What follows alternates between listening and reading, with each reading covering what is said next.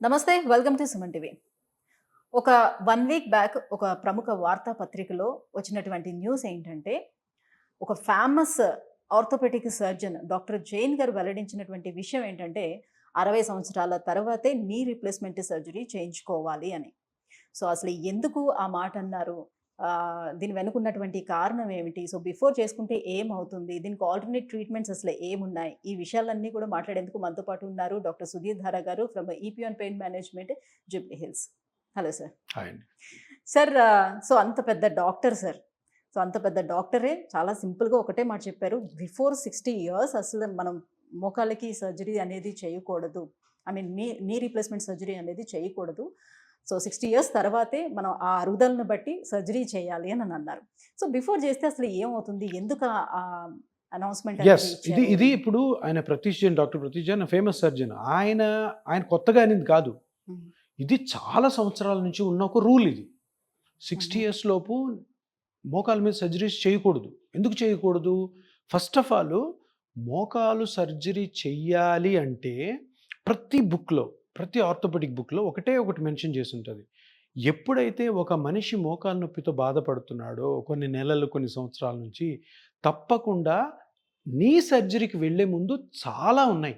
చాలా మెథడ్స్ ఉన్నాయి. ఆ మెథడ్స్ అన్నీ వాడి అవి ఫెయిల్ అయిన తర్వాతే సర్జరీ చేసుకోవాలి. ఎక్కడన్నా మీరు ఏ బుక్‌లో అన్నా చూడండి, ఏ రీసెర్చ్‌లో చూడండి. టక్‌మని ఎవరికీ కూడా మోకాలు ఆపరేషన్ చేయరు. ఎందుకంటే పేషెంట్‌కి ఆ ఆప్షన్స్ అన్నీ చాయిస్‌గా ఇవ్వాలి.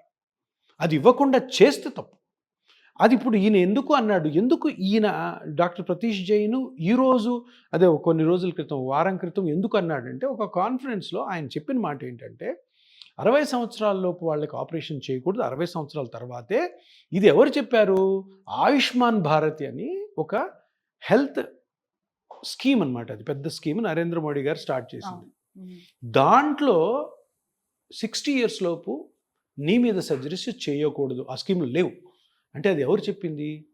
గవర్నమెంట్ క్యాబినెట్ చెప్పింది. మినిస్ట్రీ చెప్పింది. హెల్త్ మినిస్ట్రీ చెప్పింది చెయ్యొద్దు అని. సో దాన్ని ఆయన చెప్పడం జరిగిందన్నమాట. ఇది ఎప్పటి నుంచో ఉంది. 60 ఇయర్స్ లోపు చేయకూడదు. మిగతావి ట్రై చేసి ఒకవేళ కాని పక్షంలో యాంపుల్ అమౌంట్ ఆఫ్ ఛాన్స్ ఇచ్చి వేరే ట్రీట్మెంట్స్ ద్వారా అంటే నాన్ సర్జికల్ ట్రీట్మెంట్స్ చేయమని.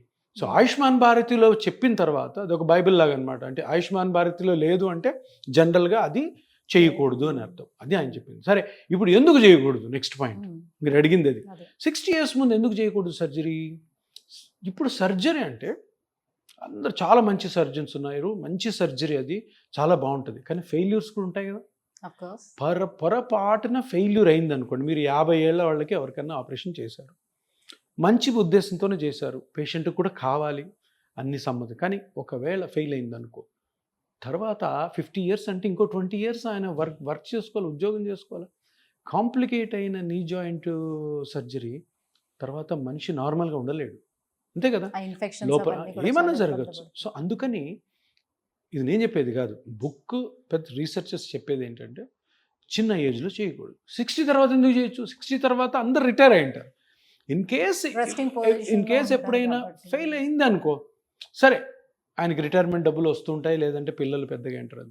అది రీజన్. తర్వాత ఇంప్లాంట్కి ఒక ఏజ్ ఉంటుంది. Hmm. ఆ ఏజ్ ఎవరు డిటర్మిన్ చేయలేరు.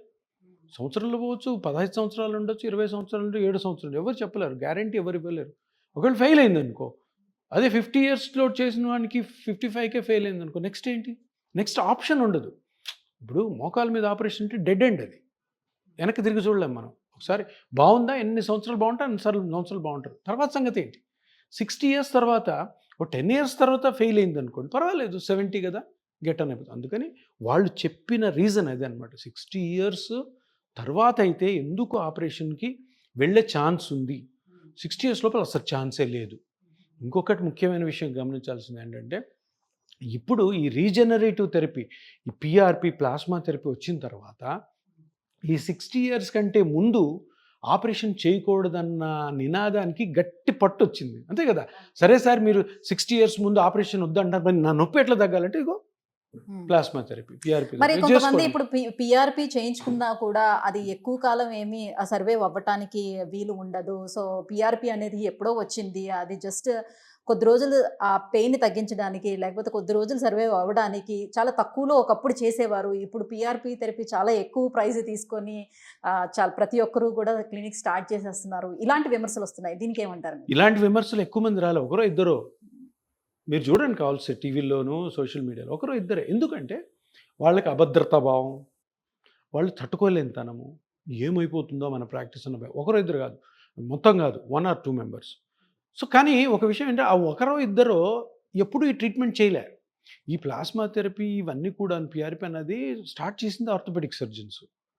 మరి ఆ ఇద్దరు ఎవరైతే మాట్లాడుతున్నారో, ఆ ముగ్గురు, ఆ నలుగురు ఎవరైతే మాట్లాడుతున్నారో వాళ్ళు ఎప్పుడు చేయలే. ఒకవేళ నేననేది ఒకటే, ఒక చిన్న ఛాలెంజ్ ఏంటంటే మీరు చేయండి. మీరు ఒక 100 కేసులు చేయండి. రియల్‌గా, హార్ట్‌ఫుల్‌గా చేయండి. చేసి రిజల్ట్ బాలేదనుకో, అప్పుడు మీరు చెప్పండి. మీరు ఎప్పుడూ చేయకుండా మీరు ఎలా కామెంట్ చేస్తారు? అది నా క్వెషన్. మీరు చెయ్యి. రియల్‌గానే 100 మందిలో ఒక్కరికి కూడా పెయిన్ రిలీఫ్ రాలేదు. అప్పుడు చెప్పు. నేను కూడా ఒప్పుకుంటా. నువ్వు చెయ్యకుండా దీని మీద విష ప్రచారం మంచిది కాదు. సో పీఆర్పీ అన్నది ఎప్పుడో 40 సంవత్సరాలకే ప్రూవెన్. దానికి పర్మిషన్స్ ఉన్నాయి. ఎవరు వీళ్ళ మధ్యలో వచ్చి ఒక ఇద్దరు ముగ్గురు మాట్లాడినంత మటుకు ఈ ట్రీట్మెంట్ మీద నమ్మకము పోదు. ఈ ట్రీట్మెంట్‌ని ప్రజలు కూడా వదలరు. సో అటు వాళ్ళు, నా సిన్సియర్ రిక్వెస్ట్ ఏంటంటే అటువంటి ప్రయత్నాలు వాళ్ళు మానుకుంటే వాళ్ళకి మర్యాద ఉంటది. అంతే కదా! అంటే ఇప్పుడు సర్జరీ చేసిన వాళ్ళలోనే ఫెయిల్యూర్ అనేది ఖచ్చితంగా మనం చూడొచ్చు అని చెప్తున్నాము. సో ఇంత పర్సెంటేజ్ వరకు ఫెయిల్యూర్ అయితే ఉండొచ్చు అని. వేరాజ్ పీఆర్పీకి వచ్చేటప్పుడు దీంట్లో ఫెయిల్యూర్ అనేది ఏమి ఉండదా? ఫెయిల్యూర్ ఉంటది. ఎందుకు ఏ ట్రీట్మెంట్‌లోనా ఫెయిల్యూర్ ఉంటది. 100% ఏదన్నా డాక్టర్ 100% నీ నొప్పి నేను తగ్గించేసి జీవితాంతం నేను నొప్పి లేకుండా చెప్పానంటే ఆ డాక్టర్ అబద్ధం ఆడుతున్నాడని. తప్పకుండా ప్రతి ట్రీట్మెంట్ ఫెయిల్యూర్ ఉంటుంది. కానీ పీఆర్పీలో లేనిదేంటి తెలుసా? కాంప్లికేషన్స్. సర్జరీలో కాంప్లికేషన్ ఛాన్స్ ఉంది. అందరిలో వస్తుందని కాదు. పీఆర్పీలో 99.9% కాంప్లికేషన్ ఉంది. మహా అంటే నొప్పి తగ్గకపోవచ్చు అంతే. అది ఆపరేషన్లో కూడా ఉంది.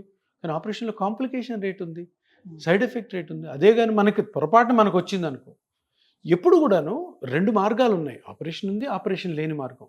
ప్రతి ఆర్థోపెడిక్ రీసెర్చర్స్ చెప్పేది ఏంటి అంటే ఫస్ట్ నాన్ సర్జికల్ ట్రై చేయండి. తగ్గనప్పుడు వెళ్ళండి, మేమే పంపిస్తాము. ఇప్పుడు నా దగ్గరికి వస్తారు బాగా అడ్వాన్స్డ్ మోకాలు అరిగిపోయిన వాళ్ళు వస్తారు. నేను ఫస్ట్ సర్జరీ చెప్తాను. వాళ్ళు ఏమంటారు తెలుసా? సార్ సర్జరీ గురించి మాకు తెలుసు సార్, మీరు మాకు నొప్పి తగ్గించగలరా లేదా? ఒకటే మాట అంటారు. సరే, అంత అరుగుదల స్టేజ్లో వచ్చిన వాళ్ళు కూడా ఇప్పుడు 60 ఏళ్ల లోపలే ఉన్నారనుకుందాం. ఫర్ సపోజ్ ఒక 50 అబోవ్ ఉన్నారనుకుందాం. సో ఇప్పుడు మీరు సర్జరీకి వాళ్ళని సజెస్ట్ చేశారని అనుకోండి, ఏంటి వాళ్ళ పరిస్థితి మరి? వాళ్ళ ఇష్టం. ఇప్పుడు ఎవరో అడుగుతున్నారు నన్ను, ఏదో కాన్ఫరెన్స్లో మొన్న అడిగారు, సార్ మీరు రీజనరేటివ్ థెరపీ, పీఆర్పీ ఇవన్నీ చేస్తుంటారు కదా, ఏదైనా పేషెంట్ వచ్చినప్పుడు ఆపరేషన్ పంపిస్తారా, మీరు పీఆర్పీ చేస్తారా, దానికి మీ దగ్గర ఉన్న రూల్స్ అండ్ రెగ్యులేషన్స్ ఏంటి అని అడిగాడు. నేను ఒకటే చెప్పాను, పీఆర్పీ చేసుకోవాలా, ఆపరేషన్ చేసుకోవాలా అన్నది నేను డిసైడ్ చేసేది కాదు, పేషెంట్ డిసైడ్ చేస్తాడు. ఎందుకంటే పేషెంట్స్ అందరికీ కూడా రెండింటి గురించి కూడా క్షుణ్ణంగా అన్నీ తెలుసు. పీఆర్పీ అంటే ఏంటి, అది ఎలా ఉంటుంది, అది ఎలా చేస్తారు, సర్జరీ అంటే ఎలా ఉంటుంది, అంతా తెలుసు. సో ఆప్షన్ అంతా పేషెంట్కి. మనం అడ్వైస్ చేస్తాం, చూడు బాబు నీకు ఇది బాగా ముదిరిపోయింది కాబట్టి నువ్వు ఆపరేషన్కి వెళ్తావా, నాకు తెలిసిన డాక్టర్స్ ఉన్నారు, నేను పంపిస్తాను. సార్ ఇన్ని చూపిస్తారు ఆర్థోపెడిక్, ఇంతమంది డాక్టర్ దగ్గరికి వెళ్ళాను సార్, అందరు ఆపరేషన్ చెప్పారు, నాకు చేసుకోవాలని లేదు, మీరు తగ్గించగలరా? అలాంటప్పుడు నేను తగ్గించకుండా పేషెంట్ని రిజెక్ట్ చేస్తే అది పెద్ద క్రైమ్ అవుతుంది. తప్పకుండా నేను తగ్గించాను. నేను డాక్టర్ని, పెయిన్ స్పెషలిస్ట్ని, పెయిన్ మేనేజ్మెంట్ స్పెషలిస్ట్ని. చచ్చినట్టు నేను తగ్గించాలి. ఎందుకు ఆ పేషెంట్కి నేను సర్జికల్ ఆప్షన్ ఇచ్చాను, పేషెంట్ సర్జరీ వద్దన్నాడు, తప్పకుండా అది నా రెస్పాన్సిబిలిటీ, నేను చచ్చినట్టు చేయాల్సిందే. సో ఇది అర్థం చేసుకోవాలి ప్రజలు. ప్రతి కేసుని ఆపరేషన్ పంపించడం, ప్రతి కేసుకి పీఆర్పీ చేయడం ఉండదు. సో ఉన్న కండిషన్స్ ప్రకారము మనము సైంటిఫిక్గా ఒక ఆప్షన్ ఇస్తాం, చూడు ఇది బెస్ట్ అని. పేషెంట్ నాకు వద్దు అంటే ఇది. ఇప్పుడు కొంతమంది పీఆర్పీ చేయమని సర్జనే చెప్తాడు, చూడు బాబు ఇది అంతగా అరిగిపోలేదు, లేదంటే ఏదో ఇప్పుడు బాగానే ఉంది కాబట్టి, ఏజ్ చిన్నది కాబట్టి నువ్వు పీఆర్పీ చేసుకో అంటే పేషెంట్ ఏమంటాడు, నాకు పీఆర్పీ వద్దు సార్, సర్జరీ కావాలంటాడు. చేస్తారు సర్జరీ. ఆప్షన్ మన దగ్గర లేదు, పేషెంట్ దగ్గర. సో మీరు ఎన్నో సంవత్సరాల నుంచి ఈ పీఆర్పీ చేస్తున్నారు. సో మీకు ఎంతో ఎక్స్పీరియన్స్ ఉంది. ఇన్ని సంవత్సరాల మీ ఎక్స్పీరియన్స్లో సో ఎన్నో వేల ట్రీట్మెంట్లు మీరు చేసి ఉంటారు. సో ఈ సక్సెస్ రేట్ అనేది ఎలా ఉంది? సో పేషెంట్స్ నుంచి మీకు వచ్చేటువంటి రివ్యూస్ ఎలా ఉంది? పేషెంట్ అదే, నేను ఇప్పుడు దగ్గర 8 years నుంచి స్టార్ట్ చేసి కొన్ని థౌజండ్స్ చేసి ఉంటాం కదా.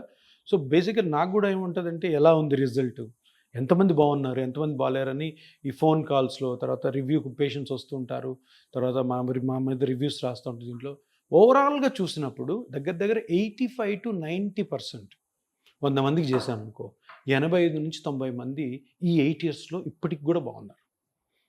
10 to 15% అంతగా పని చేయలేదు అది, బట్ 85 to 90% సక్సెస్ఫుల్గా ఉన్న ఏ ట్రీట్మెంట్ అయినా సూపర్ హిట్. అంతే.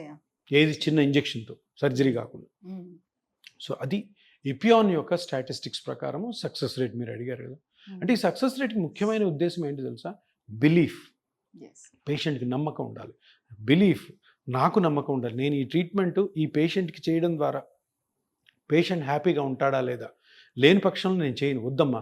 ఇప్పుడు కొంతమంది వస్తారు నా దగ్గర, సార్ నాకు 48, నా మోకాలు కంప్లీట్ అరిగిపోయింది, నేను అన్ని పనులు చేయాలి సార్, పొద్దున్న లేచినప్పుడు రాత్రి వరకు నేను నిలబడే ఉండాలి, నేను చేయను. అక్కడ ఫెయిల్ అవుతుంది. సో నేను అంటాను, చూడమ్మా, ఈ ట్రీట్మెంట్కి కొన్ని రూల్స్ అండ్ రెగ్యులేషన్స్ ఉంటాయి, అవి నేను చెప్తాను, అవి మీరు పాటించాలి, పాటిస్తేనే సక్సెస్ అవుతుంది. వచ్చారు కదా అని అందరికీ చేయడం చాలా తప్పు, వచ్చారు కదా అని సర్జరీ చేయడం కూడా చాలా తప్పు. సో పేషెంట్ యొక్క రిక్వైర్మెంట్ బట్టి, పేషెంట్ యొక్క ఏజ్ని బట్టి, పేషెంట్ చేసే పనిని బట్టి, ఉన్న ఆప్షన్స్ని బట్టి, ఆప్షన్స్ అన్ని పేషెంట్ ముందు పెట్టి నువ్వు సెలెక్ట్ చేసుకో, 1, 2, 3 ఉన్నాయని. అలా వెళ్ళినప్పుడే మంచి ప్రాక్టీస్ జరుగుతుంది. మనము మనల్ని నమ్ముకొని వచ్చిన పేషెంట్కి మంచి చేయగలుగుతాం. సో ఈపియాన్ పెయిన్ మేనేజ్మెంట్లోని కేవలం పిఆర్పి థెరపీ ఒకటే చేస్తున్నారా, లేకపోతే ఇంకా అదర్ ట్రీట్మెంట్స్ కూడా ఏమేమి అవైలబుల్ ఉన్నాయి? ఇపియాన్లో అంటే ఈ ట్రీట్మెంట్ మన ఈ హాస్పిటల్లో ఉన్న మెయిన్ కాన్సెప్ట్ ఏంటంటే దీర్ఘకాల నొప్పి, ఏ నొప్పి అయినా కానీ, తల నుంచి కింద టో వరకు, హెడేక్ నుంచి మొదలు పెడితే ankle joint, heel, fingers, toes, ఎక్కడైనా కానీ క్రానిక్ పెయిన్, దీర్ఘకాల నొప్పి. దీర్ఘకాల నొప్పి అంటే డెఫినేషన్ కూడా చెప్తాను. 15 days to 1 month కంటే నొప్పులు మీకు ట్యాబ్లెట్స్తో తగ్గకుండా ఉన్నాయంటే వాటిని దీర్ఘకాల నొప్పులు. ఇంకొక డెఫినేషన్ అంటే 3 నెలల వరకు ఏదో ట్రయల్ చేసి తర్వాత కూడా మీకు నొప్పి వస్తుందంటే దాన్ని దీర్ఘకాల నొప్పి అంటారు. ఈ దీర్ఘకాల నొప్పుల్లోకి 90% దీర్ఘకాల నొప్పులకి క్యూర్ లేదు, ట్రీట్మెంట్స్ లేవు, దాన్ని మేనేజ్ చేయాలి. సో దానిని ఆ దీర్ఘకాల నొప్పులకి ఇపియాన్ పెయిన్ మేనేజ్మెంట్ సెంటర్లో సర్జరీ లేకుండా ట్రీట్మెంట్ జరుగుతుంది. అది మైగ్రేన్ అవ్వచ్చు, ట్రైజెమినల్ న్యూరాలజీ అవ్వచ్చు, ఫేస్లో ఇంకా ఎక్కడైనా పెయిన్స్ అవ్వచ్చు, నెక్ పెయిన్ అవ్వచ్చు, సర్వైకల్ అవ్వచ్చు, షోల్డర్ అవ్వచ్చు, చెస్ట్ పెయిన్స్ ఉంటాయి, చెస్ట్ పెయిన్ ఇంటర్కాస్టల్ న్యూరాలజీస్ ఉంటాయి, అబ్డామినల్ పెయిన్స్ ఉంటాయి, క్యాన్సర్ పెయిన్ ఉంటుంది, hip joint pain, spine pain, dorsal spine pain, తర్వాత ankle, wrist, tennis elbow, plantar fasciitis, hip arthritis, avian necrosis of hip, ఇంకా ligament injuries, meniscus injuries, ankle injuries, tendo Achilles rupture, నాకు గుర్తుందని చెప్తున్నా, 20-30 ఇక్కడికి వచ్చింది. అంటే పాయింట్ ఏంటంటే ఇక్కడ ఈ పెయిన్ మేనేజ్మెంట్ సెంటర్స్ రాకముందు వీటన్నిటికీ ఆన్సర్ లేవు. ఇన్ని కండిషన్స్లో 2-3 సర్జికల్ ఆప్షన్స్ ఉన్నాయి, సర్జికల్ ఆప్షన్స్ లేవు వాటి మిగతా వాటికి. వీటన్నిటికీ ఆన్సర్ ఏంటంటే pain management centre. So pain management సెంటర్లో ఏం చేస్తారు సార్ అంటే, నాన్ సర్జికల్గా ఏ పార్ట్ అయితే డ్యామేజ్ అయిందో దాన్ని మళ్ళీ రీజనరేట్ చేస్తాం. ప్లాంటార్ ఫేషియైటిస్ అన్నాను, అరికాల్లో చిన్న పొర కట్ అయితే నిలబడితే నొప్పి వస్తుంది, అరికాలు నిలబడలేరు, కుంటుతుంటారు, ఎర్లీ మార్నింగ్ లేచినప్పుడు సివియర్ పెయిన్ ఉంటుంది. ఆ పొర కట్ అయింది కదా, దానికి పిఆర్పి చేయడం ద్వారా, ప్లాస్మా థెరపీ చేయడం, అది కంప్లీట్ రికవర్ అవుతుంది, దానికి సర్జరీ లేదు. టెన్నిస్ ఎల్బో అంటారు, ఇక్కడ వస్తుంది, దానికి సర్జరీ లేదు, అక్కడ చిన్న టెండాన్ కట్ అయి ఉంటుంది, దానికి పిఆర్పి చేయడం వల్ల కంప్లీట్ రికవరీ ఉంటుంది విత్ సమ్ ప్రికాషన్స్. ఇట్లా ఇవన్నీ నేను సర్జరీ లేనివి చెప్తున్నాను, సర్జరీ వీలు కానీ వాటికి కూడా. సర్జరీ ఎక్కడెక్కడ ఉన్నాయి? స్పైన్ మీద సర్జరీస్ ఉన్నాయి, నీ జాయింట్ మీద ఉన్నాయి, హిప్ జాయింట్ మీద ఉన్నాయి, సర్వైకల్ స్పైన్ మీద ఇంకెక్కడ ఉన్నాయి? నేను మీకు చెప్పిన వాటిలో అన్నింటిలో ఒక 10% సర్జరీస్ ఉండేది, మిగతా వాటికి లేవు సర్జరీస్ రైట్ నౌ. సో అన్నిటికీ ఆన్సర్ ఏంటంటే pain management centre. But correct hospital, correct doctor దగ్గరికి వెళ్తే కరెక్ట్ రెస్పాన్స్ వస్తుంది. ఈ పెయిన్ మేనేజ్మెంట్ ట్రీట్మెంట్స్కి ఇన్సూరెన్స్ అనేది అప్లికేబుల్ అవుతుందా సార్? ఈ పెయిన్ మేనేజ్మెంట్లో ఇంతకుముందు లేవు, ఇన్సూరెన్సెస్ లేవు. మా ఎపియాన్ స్టార్ట్ చేసినప్పటి నుంచి ఒక 3-4 years తీవ్రమైన శ్రమ పడిన తర్వాత ఇప్పుడు మనకి 75% ప్రైవేట్ ఇన్సూరెన్సెస్ వచ్చాయి, క్యాష్లెస్ ఉన్నాయి, రియంబర్స్మెంట్ ఉన్నాయి. సో 75% 75 to 80% కవరేజ్ ఉంది, అన్నిటికీ లేవు. But 75 to 80% is very good number. ఒక 20% వాళ్ళు చేసుకుంటే 20% కంపెనీస్కి లేవు, ఆ కంపెనీస్కి లేవు, అవి చాలా తక్కువలేండి. మేజర్ కంపెనీస్ అన్నీ ఉన్నాయి, ఓహ్! That's fine. అది వచ్చింది ఇప్పుడు. ఎందుకంటే ఆ కంపెనీ వాళ్ళు గూడాను వాళ్ళకి ఎక్స్‌ప్లెయిన్ చేసినప్పుడు హ్మ్. ఇంత మంచి ట్రీట్మెంట్ ఉంటే సర్జరీ ఎంతమంది లేకుండా వస్తున్నారు, ఎంతమంది ట్రీట్మెంట్ వాళ్ళందరికీ తీసుకుంటున్నారు. వాళ్ళేం జెప్తారు హ్మ్. ఇప్పుడు ఒక ఒక నీకు స్కీమ్ ఒక ఇన్స్యూరెన్స్ కంపెనీ మీకు అటాచ్ చేయాలంటే, "సార్ మాకు పెయిన్ మేనేజ్మెంట్ గూడా ఉంది గాబట్టి తీసుకోండి సార్" అంటే హ్మ్. మీకు గూడా ఇంట్రెస్ట్ ఒస్తది. యెస్. అరెరే! పెయిన్ మేనేజ్మెంట్ ఉంది గదా! అని పాలిసీ తీసుకుంటారు. Of course. సో, అందుకని they are also happy. Patients are happy. We are also happy. Yes. Thank you sir. Thank you so much. So 60 years below ఎందుకు మోకాలికి నీ రీప్లేస్‌మెంట్ సర్జరీ చేయకూడదు అన్న విషయాలు ఇంత క్లియర్‌గా తెలియజేసినందుకు thank you so thank much.